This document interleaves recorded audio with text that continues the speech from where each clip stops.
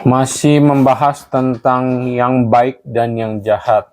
Dan ini kemudian dikuatkan lagi lewat ayat firman Tuhan yang saya temukan di surat Yohanes yang ketiga, ayat yang ke-11. Surat Yohanes ya, bukan kitab Yohanes, tetapi surat Yohanes. Itu letaknya di dekat Wahyu ya, bagian-bagian belakang. Surat Yohanes 3 ayat yang 11 berbunyi, "Saudaraku yang terkasih, janganlah meniru yang jahat, melainkan tirulah yang baik.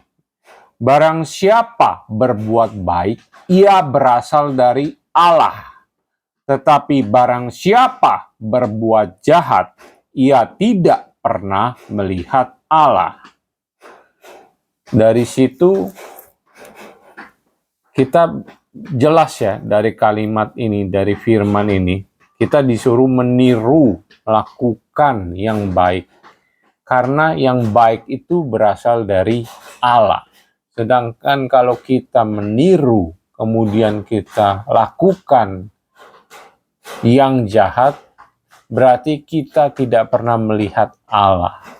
Karena pada dasarnya atau sejatinya, hanya Allah lah yang baik. Allah itu baik.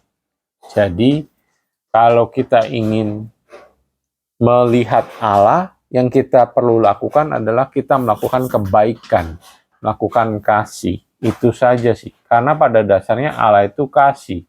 Seperti yang tertulis di 1 Yohanes 4 ayat 8. Dan kasih itu akan hidup.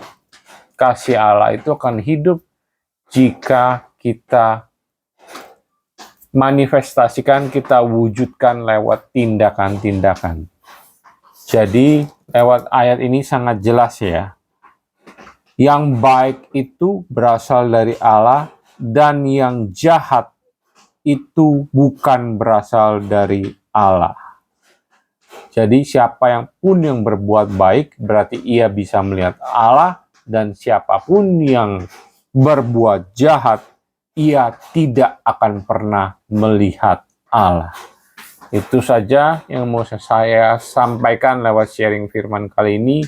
Semoga membantu dan membuka wawasan. Silakan share jikalau dirasa bermanfaat. Terima kasih.